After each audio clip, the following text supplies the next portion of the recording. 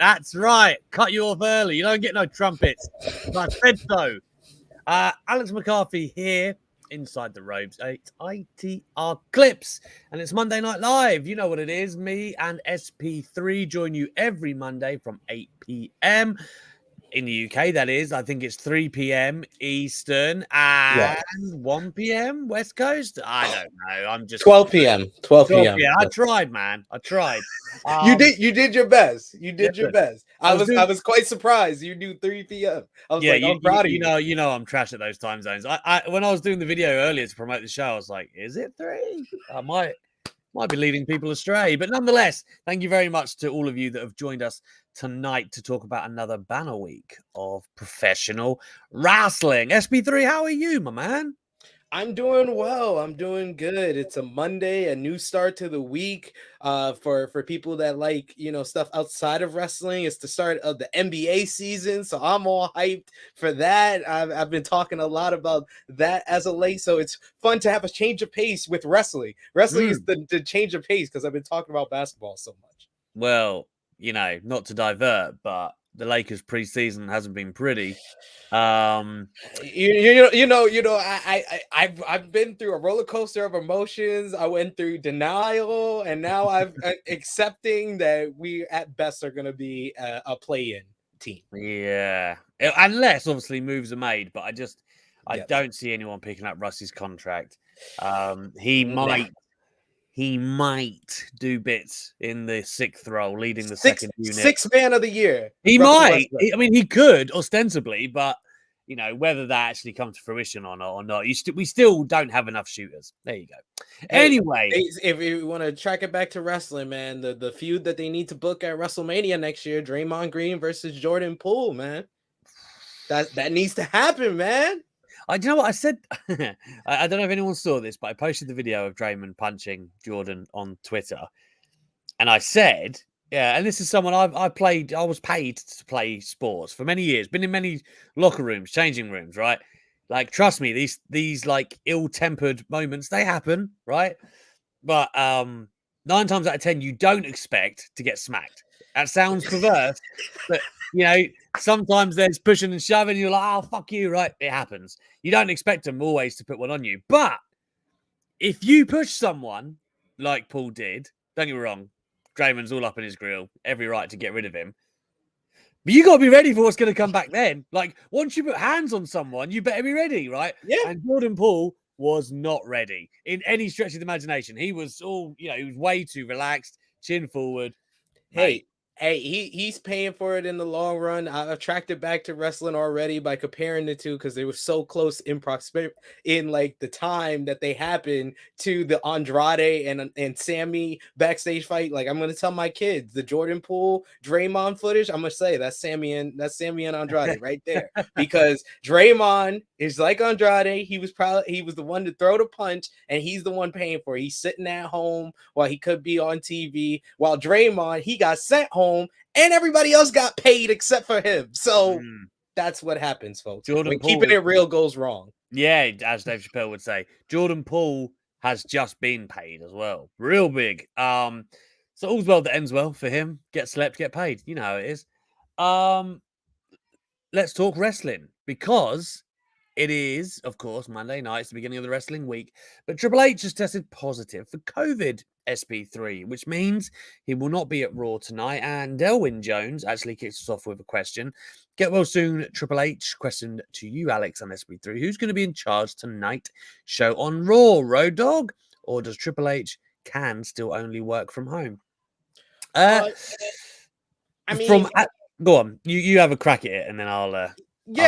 I think it's Triple H's plan, and all Road Dogg has to do is execute it. In a lot of ways, Road Dogg is the Bruce Pritchard to Triple H's Vince McMahon. He has a plan. He's going to be the yes man. He seems like in Triple H's circle, he would be the one that Triple H is closest to. And he would be the one that would always tell Triple H yes. So I think that he's the perfect person to kind of take over and fill the shoes of Triple H. And I think Raw is going to be basically what it would have been if Triple H was there. But best wishes and get well soon to Triple H. Hope that he has a speedy recovery. Absolutely. I mean, after his health scare as well, like a few years ago, we didn't know how COVID would affect such things. So, all the best, man. Hoping there's going to be no complications there, and it's routine business. And then he's back in the saddle. I've got to say, Raw was excellent last week. Not many times I will say a full 3 hour TV show is excellent, but I thought it was literally start to finish, had me the whole way. There wasn't a lull for me where I was, oh man, okay, I don't love, like squash matches for Omos or Strowman or whoever it was. It was Strowman, I think. But Lesnar coming back, you've got the opener of the show as well. There was great wrestling on there as well, like really fresh The matchup reunion, which was the high peak. Yeah, this is it. You've got the Gallows and Anderson coming back as Finn Balor told us they would. Man tells no lies. Chad Gable was in action as well in a really fresh matchup, man. Ray. Yeah, exactly. That's what I'm saying. Rey Mysterio and Chad Gable, it was pretty close. I would probably, for the best show that I saw last week, I would probably, as far as weekly shows, I would probably give the edge to Dynamite, only because that Toronto crowd, those Canada crowds, man, those Canada crowds give it the edge. Like I would say both. If you were just plainly on the quality of the wrestling, the promos, the angles, the returns and stuff, I would say that it was pretty even, and I probably would give the edge to Raw because I love the Brock Lesnar angle in a vacuum. I only had questions coming out of it, like, so we built up Bobby Lashley as a dominant babyface for Brock Lesnar to just come on board, and the fans basically turned on him in Brooklyn. But why did Bobby Lashley get another F5? I had a question coming out of it, but in a nutshell, in a vacuum, watching it, it was an entertaining segment, puts the title on Seth Rollins. Seth Rollins is going to be a great United States champion, creates a fresh feud, even though they faced earlier this year with Bobby Lashley and Brock Lesnar for Crown Jewel. So I love it. And I absolutely have no complaints about everything Judgment Day did last week. I love the Dominic and Ray stuff. Ray is just so good at this. Like, I partly want to clown him for the crying face, for the Dawson's Creek crying face. He got the same crying face as James Vanderbeek. Yeah. He looked like a dove actually crying because he had the peacock. So, but yeah, I love that portion. Love Dominic's performance. I thought that was the best Dominic came across in everything that he's doing with the hit me and the heat that he got. The promo segment with Judgment Day was excellent, and then everything with the setup with AJ. With I always thought I was your brother's keeper ever since I met you in Japan, and then I wasn't talking to you, and it was so meme worthy as well. Like that was great. The only nitpick that I had with Raw at all is, I'm sorry, that was Brooklyn Barclays Center. Whenever I think Brooklyn Barclays Center, I think of one of the greatest women's matches of all time, Bayley and Sasha Banks, and Bayley went out there and got barely a reaction because, like I said last week, it's damaged Nexus control. We are at that point. He needs to Triple H needs to do something to kind of go against the tide right now because it ain't looking good. Yeah, I mean, they have got the tag belts, but I know what you mean. Like, you either go all in and like have Bayley as like this force that is just leading them through, or they just become another part of the division, and you don't really want that. I actually would have given the edge to Raw last week, and I'm gonna be totally honest. I don't know whether that's because my expectations for Raw historically in the recent history anyway have been low. So, like, when there is a good Raw, you're like, wow, right? But whereas Dynamite, I think it's such a high weekly level that maybe, again, if I'm just being totally honest, there probably is some kind of objectivity in my mind that the scale is a bit off. But just personally, I did find Raw so enjoyable last week. There's so many, high hitting points. Raw hasn't had beats like that. Yeah. For a long time. Even to have Gargano and Theory have like they're having things blown off now. They're all fixtures of a weekly show. Yeah, a bit like AEW do, right? Like, they don't just wait for the pay-per-view. Like, I love Gargano, right? But I didn't need to wait to see Gargano Theory on pay-per-view, right? Cool. Like, give me a story that I can get into that will then play out on TV. I like it, and I'm here for it. And you can see the strides Raw has made under Triple H very easily, like that, with the continuity aspect. In terms of, SP3 answered it earlier, but yes, Road Dogg probably will be central to it. I wouldn't be surprised if Shawn Michaels was in town.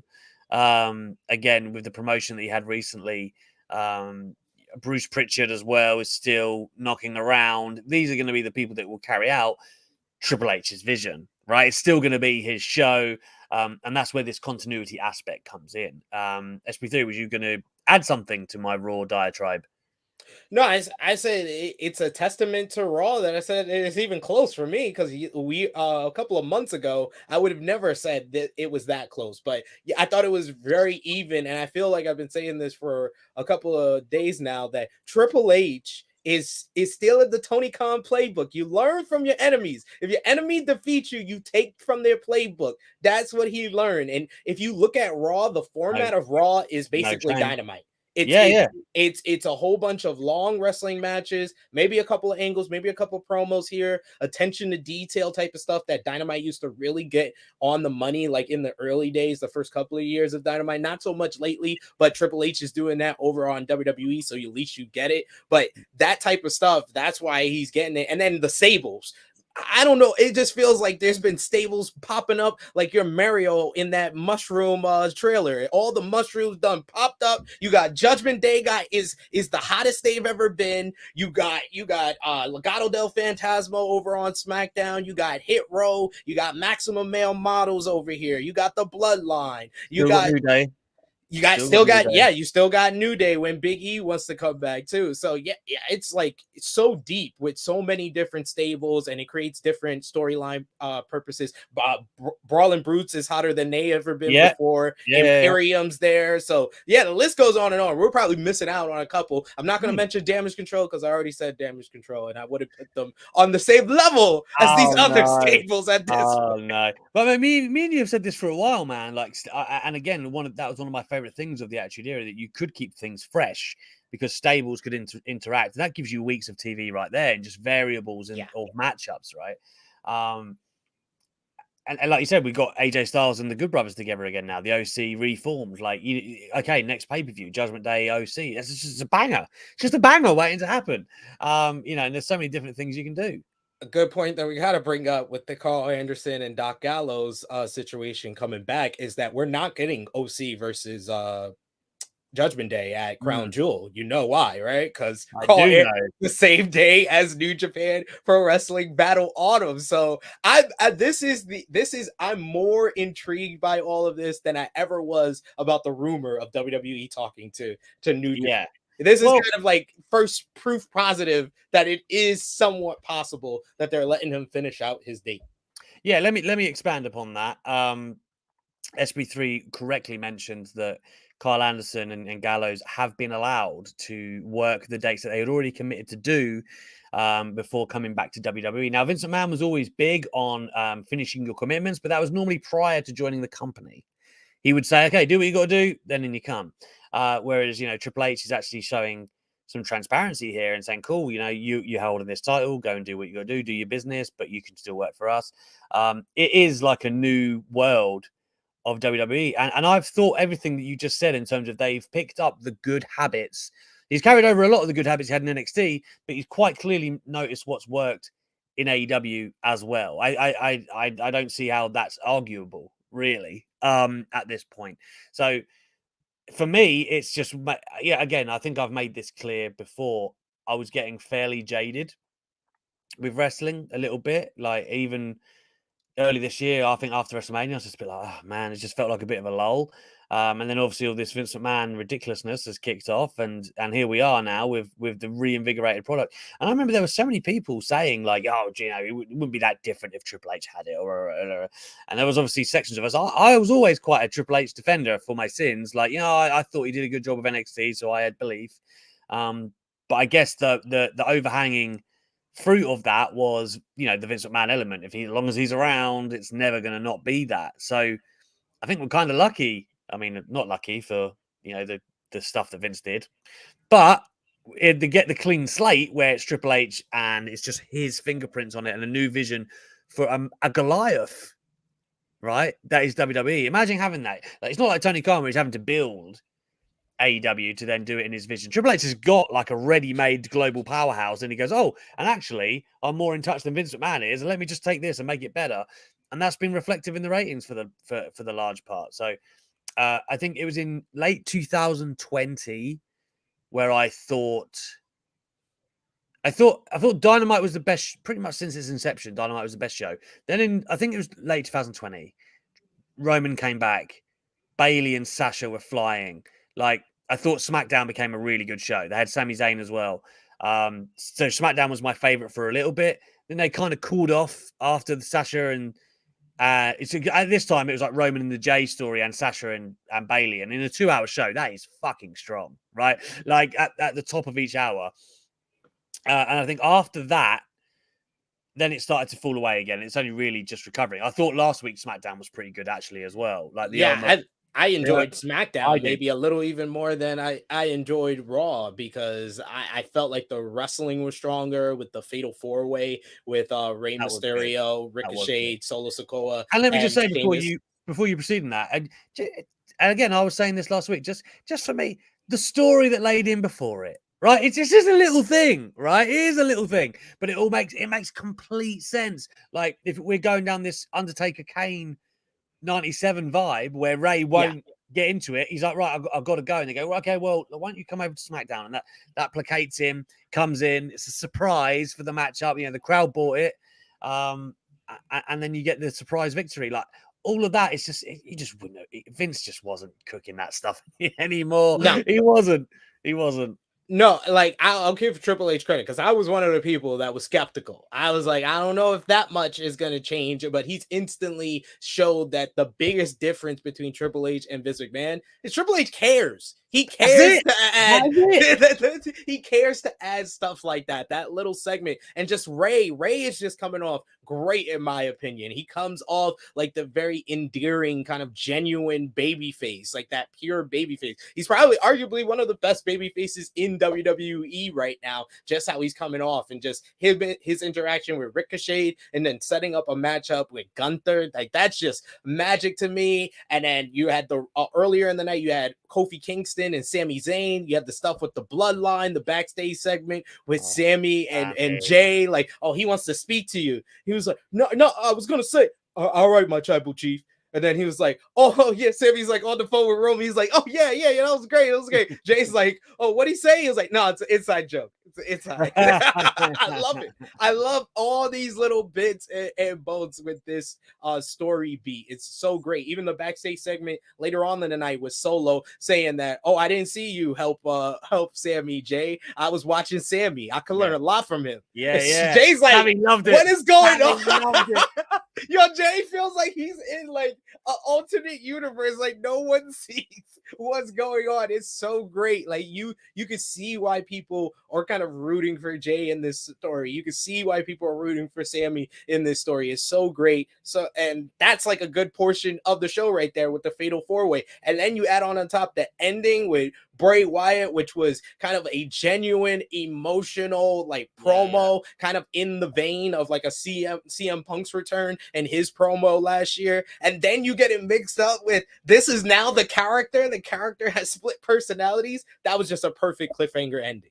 I love SmackDown this week. SmackDown finally feels like it's kind of shaping out. Even got to see Roxanne Perez on there, and she had a good showing in the 6-woman tag. So I love the way SmackDown is kind of shaping out right now. It's definitely with the addition of like Legado del Fantasma and Rey Mysterio and LA Knight as well. He looked good. LA Knight as well. Yeah. Roxanne as well was a great addition. It was great to see her. Apparently WWE were very impressed with what she brought to the table as well. How could you not be? And I got to tell you, like, Braun Strowman and Omos, okay, like individually, that's kind of how I feel, right? Omos, I love MVP and that, but it's died a death since he was feuding with Bobby Lashley, hasn't it? Let's be real. Braun Strowman to me is like someone I was once upon a time fairly high on, right? Like during the Roman Reigns years, the early feud. But since he's come back again, I'm just thinking, where do you fit? And I'm kind of waiting for the right thing. But them together. Because Braun's come back and they're booking him strong and you can't imagine he's going to come back and be rolled over. But then they're pairing him with the kind of person who before he left, you really would have thought, or maybe almost the kind of guy who should be going over on Braun, right? To make him. So now I'm looking at them come together, and I'm genuinely intrigued. I'm like, wow, I wonder what he's going to do, and also I wonder what the matches are going to be like, because both of them, belie their size with what they can do in the ring, but it's either going to be a car crash and terrible, or it's going to be like, that surprise amazing, a bit like when Strowman Big Show was kind of like exceeded all expectations at one point, and I don't know what it's going to be, but I didn't think they'd pair them together, is what I'm saying, especially this early for Strowman back in the company, and that's what's got me intrigued. I'm thinking, well, they've got to do something. Then you can't just, maybe they'll do a bunch of cop out finishes. Who the hell knows? But again, even that, I was like, oh, cool. Okay, I can get into that rather than them just squashing people, like, yeah. it's refreshing. And it means everything has a purpose, even like certain weeks of Raw over the last like month when Omos has had a squash victory and we kind of felt like that was a filler segment, because it really was. Now it pays off that it actually meant they were building him up for this. So at least he's actually making stuff that was a filler actually seem like it was building to something here. Yeah. And I think it is definitely going to be the former. It's going to be a train wreck. It's not going to be good. There's nothing I've seen from Omos that makes me think he might surprise us. Like, at least with Braun Strowman, he had a few matches with Roman that were good before he surprised everyone by having that killer matchup with Big Show. And Big Show's always been able to just miraculously have a great matchup, like he did with like Sheamus in 2012 and stuff. Out of nowhere. Yeah, out of nowhere. When no one wanted to see him. He'll be doing nothing all year, and you think, I can't be bothered with this. Then you're like, oh, wow, that's a good match. Yeah, it's like, that's a really good match. You just put him in there with the right person. That's how Big Show is. So I think with Braun and Omos, this is just going to be something to kind of establish Braun as the monster on WWE, and then you can kind of build them up a little bit longer before you either put him in the main event scene or use all this momentum that he has to build up someone else that you really want to make a main eventer. Isn't it refreshing, man, to spend the first half hour of this show just praising the wrestling, and mostly from WWE? It is.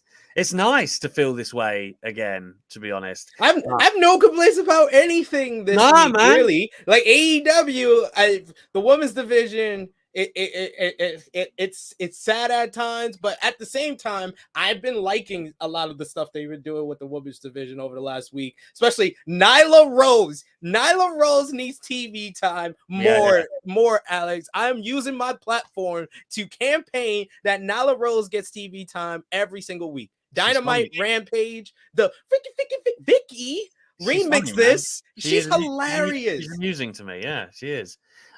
Let's get into a couple of the things in the live chat. Liv Morgan going crazy on Sony. That was cool. I did enjoy that as well. You know what? One of my favorite things about, or actually, I'll flip it. One of my pet hates is somebody loses a title and then just nothing. Right? They're just kind of nowhere, doing nothing. I'll give you two examples of things that I love. When Booker T lost a WCW title to The Rock back at SummerSlam 2001, the next show he was on, he beat the shit out of somebody at ringside. The living tar out of them. Jericho, when he lost the Undisputed title in 2002, next night on Raw, woo, he whooped that boy in the hallway, right? Like, at least show that they're frustrated. At least show that they're mad and they're sad and angry. And that's what I got from Liv Morgan on Sonya Deville there. So I'm glad that there was, something for her character, man. Just you don't want to just keep her off TV or make her look weak. Like, show some fire. Like, show that they care. I was very happy with that. A Shock says, why is Road Dogg in charge tonight? He's not in charge, but he's probably one of the most senior members of staff present, because Triple H is not present for tonight. For those of you just tuning in now, he has COVID. He'll be at home. He's not going to be at NXT tomorrow either. That means Shawn Michaels, Road Dogg, Bruce Pritchard, combination of either or, will be at the show tonight, carrying out what Triple H had already. The show is going to. One thing I'm going to imagine is that the shows don't get written on the day anymore, or at least not all of it. So they're going to have had plans afoot for tonight anyway, which they just need to carry out for Triple H. I mean, that's another thing, man. That Raw have been announcing things ahead of time. All of a sudden, I saw a match for it on Friday. I was like, "Fuck, what's going on? What kind of world is this?" So yeah, man, it's that is the explanation for that. Man, let's get into what the title of this video is. 2 Killer. promos last week that caught everybody. Poor Will Washington. I saw that he. Shout out to Will, by the way. Grapsity Pod on Fightful, big fan. Check it out if you can. He basically ranked like his moments of the week. I didn't look too hard. I just saw his tweet kind of bemoaning the reaction. And he had put Hangman Page number 1 and Bray Wyatt number 2. For the record, that's my ranking as well. But people kind of tore into him for it. But we're here to kind of talk about both of them because I think both really deserve to be celebrated. They're on a par with each other and they're totally different, which is kind of the amazing thing. Bray Wyatt, it almost took me by surprise how kind of vulnerable and emotional and open he was, right? I was expecting like, Wyndham 6 to kick off and we were going to get the next chapter sort of thing. And, maybe there'd be some more reveals, but really it was actually like, an open letter of what he's been through and kind of his redemption, which immediately you're like, wow, I want this guy to do well, right? Like very, very, baby face, his voice trembling and all of that. Hangman Page was fire, right? And I mean that in the sense that he had the intensity and you could feel he was like talking from his belly. Again, talking about what he's had to come back through and how he wants to take his shot with Moxley and standing there opposite John Moxley, who is a master on the microphone, by the way, during this run. I would dare say he stole the segment, Hangman Page. And it gave everybody that kind of revitalization to want to see him in that spot again, to care about this matchup. And please remember, that is what a promo is for. It's to sell. It's to draw. It's to make you want to watch. I infinitely care more about Hangman versus Moxley this week than I did prior to that promo, SP3. I mean, I've been saying since this match been made that this feels like this should be on an AEW pay-per-view, not a Tuesday night that might get one of the lower ratings for AEW this week, this year. But I love the Hangman Adam Page promo. It was just so passionate and it came from a real place. That's when Hangman cuts his best promos. Yeah. The cowboy shit promo before Full Gear 2021 is kind of on his Mount Rushmore, but I would place this right up there. I'm a man. Punch yourself in that. Yeah. That was just so crazy because you saw the bruise. His face. Yes. You saw the bruise get made. I think the only misstep made by this had nothing to do with Moxley, had nothing to do with Hangman. It was putting MJF in the skybox because that took the attention away when all eyes should have been on Hangman Adam Page. The fans are paying attention to MJF. Yeah. They're chanting for MJF. That was a misstep by the booking. It did undercut Hangman's promo a little bit. I still thought he did amazing, right? But I agree with you. Like the random camera pans to MJF where he was a bit like, the faces he pulled. Yeah. Don't get me wrong. That is what MJF would do, right? It's not his fault. But yes, it could have been avoided, basically. Yeah. And I love the line about, I had to lose the Trios Championship with my friends, and they seem to be disappearing every single week. And my old friends, well, they have disappeared. That was just a great line. And you just heard the O for the crowd. That was just a great touch. Great one-liner by Hangman Adam Page. But I would have to give the honor to Bray Wyatt because his promo, it did sell and draw in a different way. It drew my intrigue because he was just so different than how I thought he would cut the promo just from the very beginning. Like you said, the delivery, the inflection, just the trembling in his voice, the apprehension, the insecurity. You read all of that just from just his body language and then everything he was saying and how he said it. And then to just have the video come up and the mask, black phone, Uncle Howdy version of Bray Wyatt. And the fact that the WWE and some of its fans and, fans around the world, one of the complaints that they said about Bray Wyatt is that anyone that he feuds with, he kind of kills. He had to turn Seth Rollins and Miz babyface. I mean, heel when he faced them as babyfaces. Like he kind of kills people sometimes. So what's the solution? Bray Wyatt feuds with himself. Brilliant. Yeah. That is brilliant. You can let that kind of go on for a couple of months and then his first opponent will feel big. So I love it. I love the Bray Wyatt promo. I love the Hangman promo, but I will give the edge to Bray Wyatt because it made me a little bit more intrigued and interested in what's next for his character. There you go. You can't lose. You can't lose. Yeah, I like that about Bray, like trying to banish his own demons, like, perpetually. Basically, it's something you can get so much mileage out of. And I'll say it, I've got faith that he'll be able to tell the story properly under a Triple H regime. There's no reason not to believe that at this point, basically. I know that there's probably a lot of people listening thinking, well, there's a lot. When I say a lot, come on now. But yeah, Triple H ain't perfect. Don't get me wrong, right? Like the streets remember Charlotte Flair winning the NXT title. The streets remember Rhea Ripley not getting that payoff. Hey, you will hear me every week until he gets this right. Damage control. If you want to hear me criticize Triple H, all I gotta say is 2 words for you. No, I'll say 4 words. Damage control. Liv Morgan. She had a good week, but he hasn't been good with her for the first 2 months of his regime. He did inherit that though. Like damage control is actually his thing, right? Yeah. Damage control is his creation, and he hasn't done right by them. No, with Liv Morgan, he kind of inherited her as SmackDown Women's Champion. So I'll give him a clearance on that one. But damage control, no, you gotta fix that. You gotta fix that, man. You Triple H. But yeah, man. Again, like it's not perfect, but I just think again from the world we've just come from, with the winter years of Vince McMahon. It's like night and day, which is so refreshing. Guys, in the live chat at the moment, I see that there's 15 or so of you around there. If you have anything you want to ask, hit us up. Anything, wrestling related, not related. I'm going to open the floor for the final part of this show. You can ask us anything you want to, and we'll be down to answer that for you. Get some chats going, whatever you like. We can start a conversation. You can ask a question, whatever you want to do. Let us know. And also, we'll have a thumbs up, subscribe, all of that good stuff for ITR clips. That would be very helpful to Monday Night Live. And we will have some news about where the show is going to be going. Well, not going, but what time we might be starting at. There might be a new time in a few weeks. And there also may be a new kind of structure to this show that we will let you know in due course. So fill up the live chat. Let us know what you want to talk about, what you want to discuss, as it were, and we will get into it. Before that, I will let you know.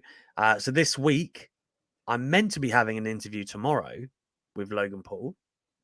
That's meant to be happening. Looking forward to getting a myriad of thoughts from Logan himself. I think it's only 10-15 minutes, but obviously he's got Roman coming up, and but he's going to be boxing, I think, in January. The man is busy, so looking forward to that. And I do have very excited about this, and I hope it doesn't fall through. So I don't want to jinx it, but you might be able to see whom I have an interview with next week. I'm just saying. Everybody should. I think it's very obvious how much I've adored his work this year.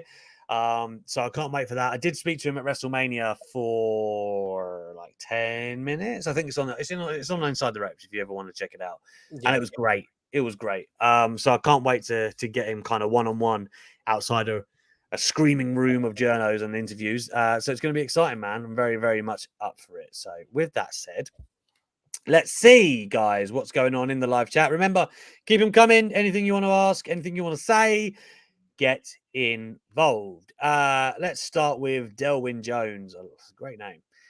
Could we see All Wyatt family at a Saudi show, or does Bray attack Roman Reigns? I don't know if they're going to jettison Bray towards Roman, particularly because Roman's course kind of seems set to get to WrestleMania.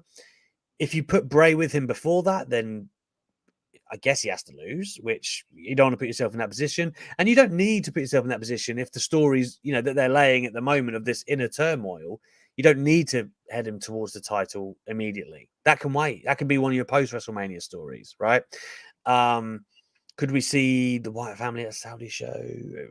Like whatever the Wyndham 6 ends up looking like, if it does. Yeah. I don't know if it's going to be fully fledged by, the Saudi show, but I do think we'll see a stable for Bray in the near future. Don't know who, don't know when, but I have to imagine it's coming. But I do think the title match doesn't happen till after WrestleMania. Yeah, I don't think you go back to that. You saw that was kind of one of the things that they messed up with during the Fiend run, was going too early to him going after the top prize and the top title. And Bray's character is so creative. He doesn't need to go after the top title. He just needs to create a feud and be creative and innovative the way he already is with someone who's outside of that title picture. Let Roman do his bloodline thing. You know, the bloodline story is one of the hotter things, but you can have another hot storyline going on at the same time. And I think Bray Wyatt can create that without getting involved with Roman or the bloodline. Yeah, I do agree. Matty says, how's Tamina been? I mean, I can imagine she's great. She's related to The Rock and she gets a new truck every fucking couple of months. She's Mina. Nobody meaner than Tamina. You heard the man. You know, she's living great with the Rock, the house and the car from The Rock. I wish I was Tamina. Damn. Will Chisholm, there you go, says, so is Sasha Banks trolling us, or is she going to have a match in Japan? Sid, you'll be able to speak more to the post that Sasha just put up. But what I will say is, I don't think she's trolling. I mean, Kairi Sane and her in WWE and the machinations of that were tremendous. I think we can all agree with that. And that was a pandemic era, let alone in front of a crowd. And I imagine in Japan, with just, you know, the wheels off, it'd be tremendous. I do think Sasha genuinely holds I don't know if longing is the right word, but she would like to work in Japan, and she has an admiration for the style. Do I think it's going to happen in the near future? Probably not. But I wouldn't go as far as to say she's trolling either. I wouldn't say that she's trolling, because I think it is probably something that she would love to do if she was able to do it. But do I think we're gonna get her in an IWGP Women's Championship match against Kairi Sane? I mean, I'm more closer than I've ever been, as far as it is a possibility. I think we are gonna see WWE people on Wrestle Kingdom. I actually am like 50-50 on that at this point. I'm that close as far as that, because of how things look after, you know, Machine Gun and the Big LG return to WWE. So I would love to see Sasha Banks go up against Kairi Sane in a Stardom or at Wrestle Kingdom in the Tokyo Dome with that atmosphere. So that would be great. I've got to tell you, Kenny Omega told me in an interview that, you know, when he had the talks with Triple H, he thought Triple H had the same vision of wrestling as him, right? Like, and the Young Bucks said something similar when they had the talks with him. Cody, of course, has gone back there now. All of that generation of guys have had nothing but great things to say about dealing with Triple H. And in that vein, it's not outrageous to think that you could get. I'm not saying we're going to get a WWE AEW show. I'm not saying that. No. But it's not outrageous to think you might get some AEW and WWE talent on the same New Japan show, right? That's not outrageous to think. I don't know if they'll work each other or anything, but because really the only obstacle in the WWE New Japan, when it was a rumor last year, was WWE wanting it to be exclusive. Because at the end of the day, like, the fans are gonna win if there's any type of partnership here. But if it's no exclusive deal, New Japan is the one that really wins here, because they can have people from AEW, from WWE, from Impact. The way WWE would win in this deal is if it's exclusive. So that's why I'm like not 100%, or I think it's more likely than ever, but I'm not hopeful about it, because that I feel like if WWE does get any type of partnership or deal with New Japan, then that means New Japan and AEW are done. Yeah. I mean, the right brains are there, right? Like, if there was ever an agreement to be made, or, you know, a possibility of that, it's there. It's just, you know, there are so many things that fans, I guess, don't consider, even us, right? Like, marketing wise and commercially, and you got networks, and there's all kind of things that even go beyond just the straightforward aspect of who's going over, right? Like, there's a lot that goes into it.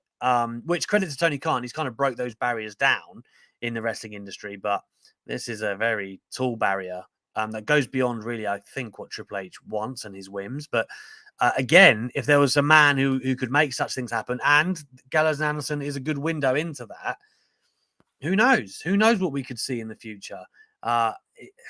Again, Triple H has got history, and Jushin Liger coming to NXT, for instance. Like, Triple H will bring people in on like a one-shot deal if it makes sense, and I imagine he might do the same going the other way. I think who was it in an interview that said Triple H was going to try and get them to Japan? Can you remember? Can you? You said who was supposed to go to Japan? No, I said there was somebody who did an interview. Might be I might be thinking Aleister Black.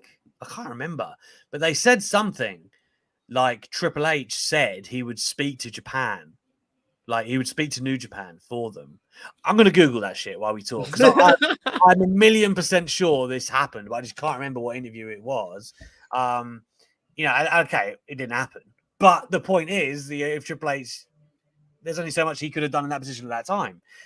If he made that promise again now, it's a different promise, I guess. Yeah. We've gone down a rabbit hole here. Got a good question, though, here from Maddie, who says, in your opinion, what's been Triple H's biggest achievement over the last 3 months? That's a loaded question. I mean, I think it's Bray Wyatt's return. Yeah, it is, because it wouldn't have happened without him. Just plain and simple.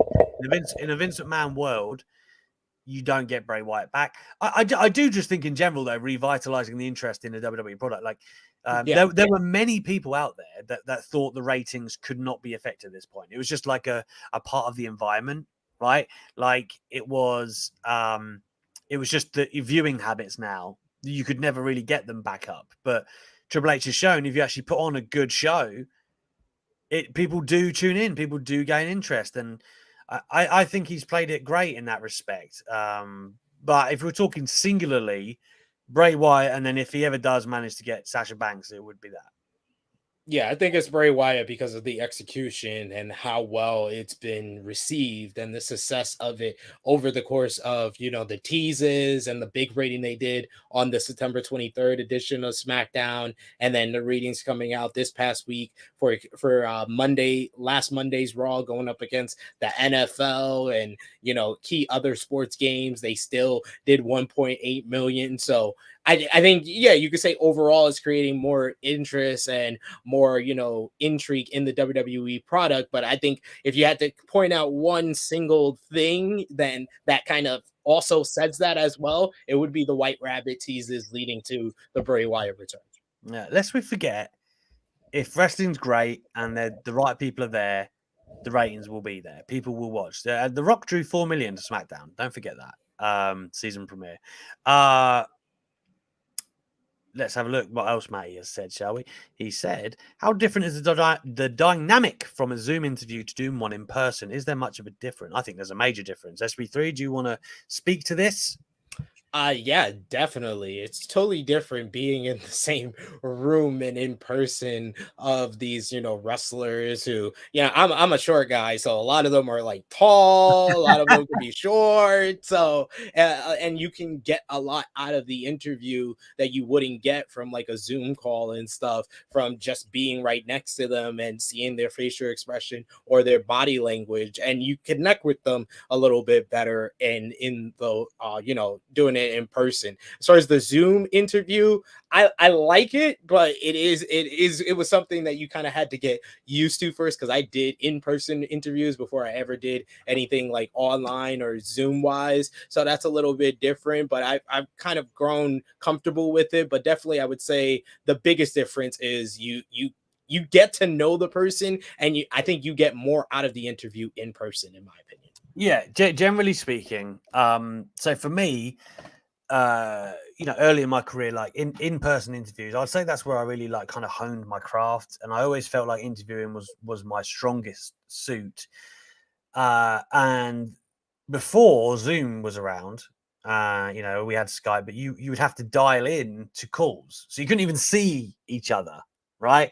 That was even less like intimate's probably the wrong word, but you know what I'm trying to say. Like it was very difficult to spark up that kind of not friendship, but you know, it's very hard to kind of get the interviewee warm, I guess. In person, it's great because, like, you know, not a lot, but some of the wrestlers I know fairly well now. So, like, when I see them in Cardiff, it's cool. You can kind of get a temperature for what they're in the mood for, and it's cool to see them again. And because they know you generally get a good interview. Like every time I see Rhea Ripley, it's always, yeah, she's such a lovely person. You just know it's going to be a good interview, right? I just know, like, she's going to be in the mood to have fun, and generally, like with Drew and other people like that, same deal. On Zoom, it's a massive upgrade from on the phone, right? But at the same time, it's still some, you know, you can find it going one way. Like, let's say sometimes a wrestler will, you know, kayfabe you, right? They don't want to give too much away, and when you're kind of stuck there on Zoom, it's very hard to kind of turn the tide of that interview, right? Because you just, you know, you're stuck. But whereas in person, you can kind of have fun with it, and you know, it's different because you're bouncing off each other, and you can kind of spark up that what's the word I'm looking for? Banter? No, well, yeah, but Rapport. Jesus, that was killing me. But yeah, I do think in person is much better. I think all of my best interviews that I've ever done, that I'm proudest of, are in person. There's a few on Zoom that you know, I've done and I thought, oh, that went great, but you know, still in person by a country mile. But we had to adapt with COVID, and that's why Zoom has become so prevalent now. And that is great because, you know, things like tomorrow with Logan and next week, like you just wouldn't get it. I would just wait till WWE came to the UK, basically, like two times a year. You just wait for that and then load up on interviews. Or I'd have to go to America and do 6 or 7 interviews on a pay-per-view weekend. It's totally changed how we as journalists do things now. So, you know, it's got better. It's definitely an improvement. But if you can do it in the flesh, do it in the flesh, is my advice. What else have we got? Well, this is interesting from Delwyn. Thoughts on Judgment Day so far? It's freaking great. They've become like my favorite thing on Raw. They have so much going on. They're blending all together so well. What I will say on Judgment Day is I thought they were floundering at one point. They were. I was like, oh man. And I was kind of gutted because like Finn's my guy, right? Who doesn't love Finn? Finn is my guy. And he finally got to be a heel like he wanted to be a heel. And he had a group and all the members were like cool, but it just wasn't clicking. They weren't into anything great. They weren't really having, you know, establishing anything. And Edge, that was weird. Like the way they had to kind of kick him out. Like, you know, we all know that wasn't really the original plans, but they found their feet great. The Dominic Turners helped amazingly. Rhea Ripley is so phenomenal. Her in that China-esque role is such an amazing fit. And that's going to do amazing things for her stock coming out of this when she's ready to attack the women's division again. I think it's great. Especially because I was almost certain it was going to just peter out about a month ago. Yeah, I've been so much on a roller coaster with Judgment Day. I thought the idea was great when I first heard about it. Then the first couple of weeks and Edge doing hometown heat promos, and yeah, that didn't connect with me, and I was down on it. Then they added Rhea Ripley, and I was right back up because I enjoyed that different type of like presentation to them, and they felt like they were getting momentum with Edge, Damian, and Rhea Ripley, and then they decided to take the wheels off the car as it was just going up the hill. They took off the ribs, took off the wheels, and just added Finn Balor and threw out Edge. And then it felt like they were going downhill. And then somehow, some way, Dominic Mysterio joining the group was the difference.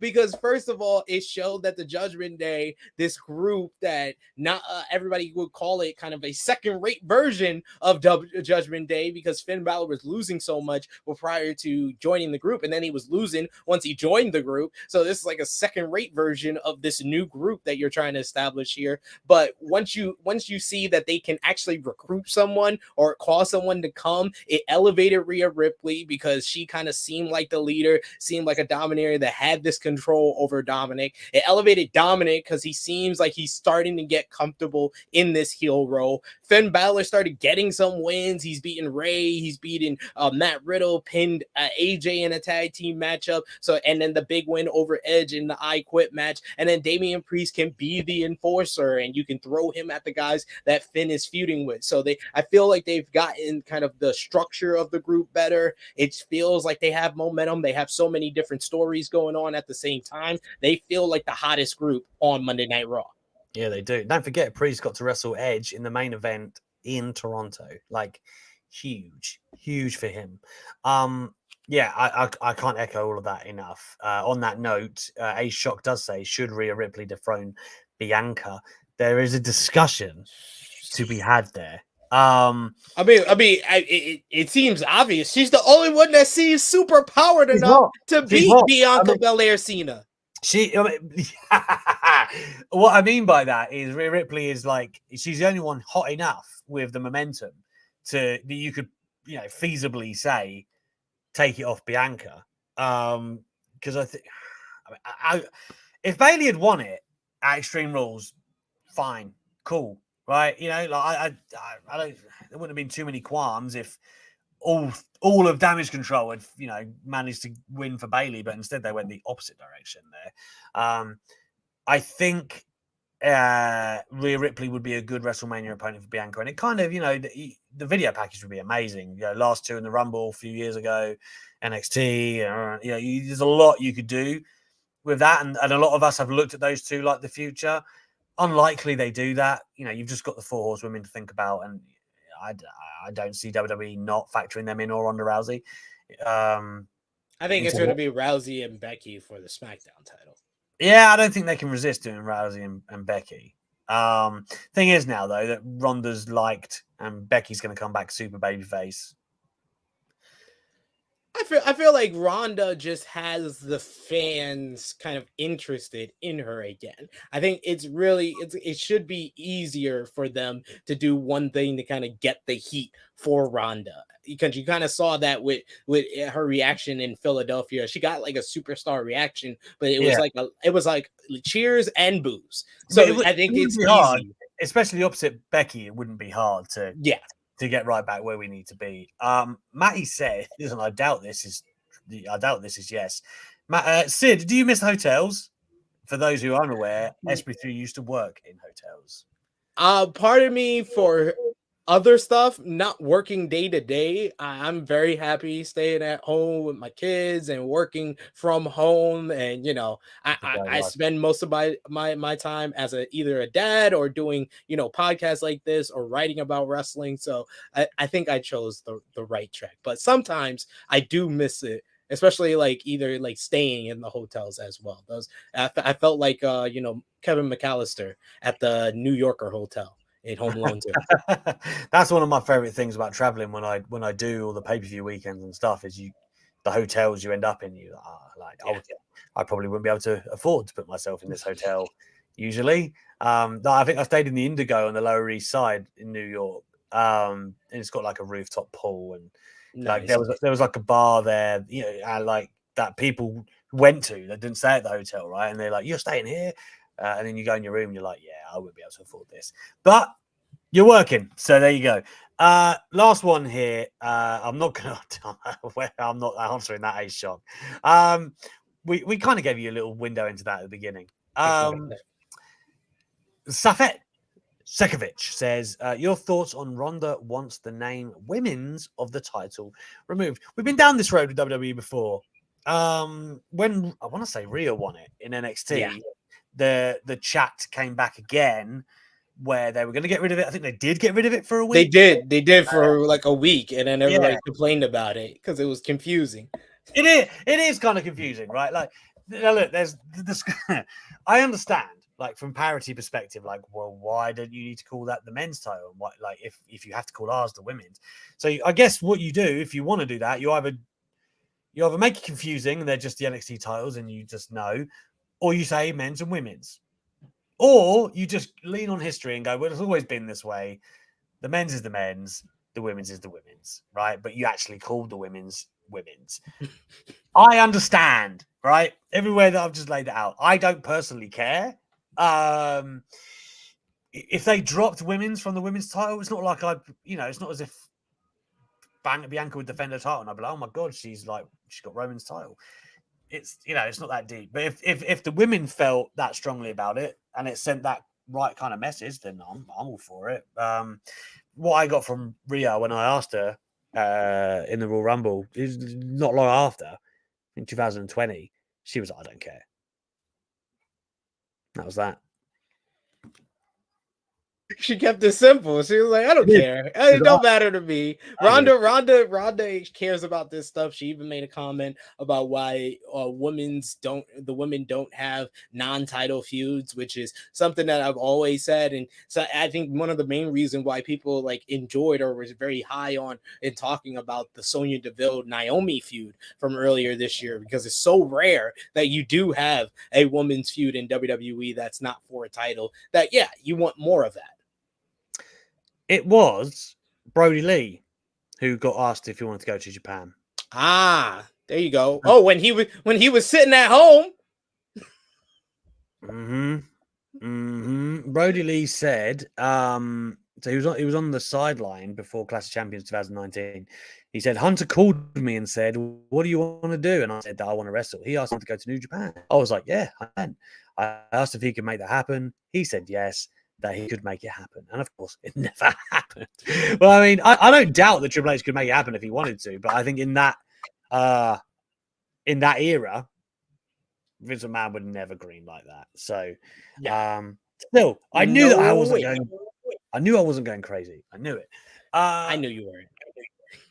I don't watch NFL as it goes, A-Shock, although I might go see the Jags this weekend. There you go. They're playing in London. They are, yeah. They're at the Tottenham Hotspur Stadium, and I think it's this weekend. Get an interview with TK while you're there. Yeah, so that was one of the things. I have spoken to AEW about it, and they were open to it, but I don't know. I don't know what's going on. I've been on to speak to Tony about 3 or 4 times, and to be fair, the last like 2 times, a lot of shit has gone down like that. You go, okay, I understand. I was meant to speak to him like right after all the last pay-per-view where it all kicked off. And obviously they were like, I think we're going to leave it for a little bit. It was like, we'll wait on that. They don't want you, being upset that Tony didn't answer any of your questions. They don't want me to go full Hawani on him. They don't want that. You never want to go full Hawani. I mean, every time I've met Ariel, he's a really nice guy. But I just knew he was going to get eaten up for that last week. I just knew it. He knew it. In fact, A-Shock says, "Is WWE getting too bloated roster wise?" No, not yet. Anyway, I thought they were thin when Triple H took over. Like what, especially the women's divisions. Fuck, like they were really thin at one point. But I think now we're in a spot where, as we have this week, we're able to have fresh TV matchups. And when wrestling has become a much more prevalent part of the show, I think it's important that you have a diverse cast that you can call upon to make fresh matchups. And I think Triple H has actually done that pretty well. Yeah, I think that they've gotten the right people kind of to fill in different spots. I think if they get any more than where they're at, I think they're like 1 or 2 more signings. I think after the Sasha Naomi, I think they're pretty much good. And maybe they can get 1 or 2 more on the ladies' side to kind of even out things between Raw and SmackDown. But as far as men, I think they've kind of reached their capacity as far as getting too bloated. They might be at that near point of going a full-on Tony Khan with it. Full on Tony, you heard it. SB3, man, where can the people find you this week as we wind things down here on Monday Night Live on ITR Clips? You can find me on the Twitter machine at TrueHillSP3, the YouTube channel at True Hill Heat. Check it out. I'll be up over there for Halloween Havoc preview that's coming up on Saturday this coming week. I'll be on to review AEW Dynamite on Wednesday instead of Thursday because Dynamite's going to be on Tuesday this week. A reminder, Dynamite's on Tuesday this week in case you forget. And I'll also be on the True Hill Heat podcast on Saturday, 11:05 a.m. Eastern Time. 05. Wow. Crisp. On the 5. Like the mothership. It's like the mothership. Yeah. I, as I say, will be doing some interviews that I hope will end up on Inside the Ropes in the coming days and weeks. So you can look forward to that. But of course, I'll be back here, man, next Monday with SB3 every week. Doing Monday Night Live. And there will be some more podcasts from Talk Wrestling coming up with these interviews on as well. If listening is your bag, feel free to check those out. They have been kind of inconsistent because of mine and Will's schedule, but there will be some in the coming weeks, I promise. With that said, my daughter has arrived to tell me that I need to make her more milk. Is it funny? Get out of town. Can you hear it? Get to it. Get to it. Yeah, she's got like a duck. Can you hear it? Yes, jingle? yes, I can. Nice. Jingle, jiggle, jiggle. And fetch. She didn't buy it. She didn't buy it. Right. Thank you very much for joining us this week. Everybody, we'll see you next Monday here on Monday Night